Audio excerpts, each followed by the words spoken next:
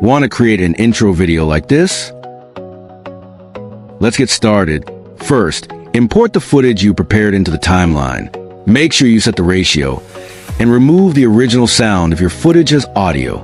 Next, add keyframes at the beginning of the clip at 15 frames and at the 1 second mark.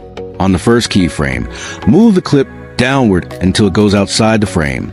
On the second keyframe, change the scale to 80%. On the last keyframe, change the scale to 70% and set the Y value to -100.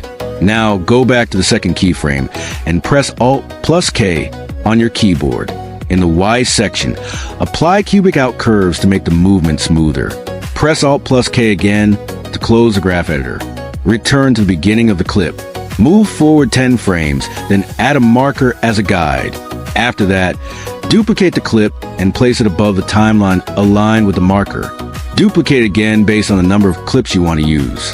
Then replace each duplicated clip with the footage you prepared earlier. Play the video to see the result. And that's it. Your intro animation is ready. Simple, right? In the next video, we'll learn more editing techniques to improve your videos. So make sure to like, comment, follow, or subscribe so you don't miss the next tutorial. Thanks for watching, and see you in the next video.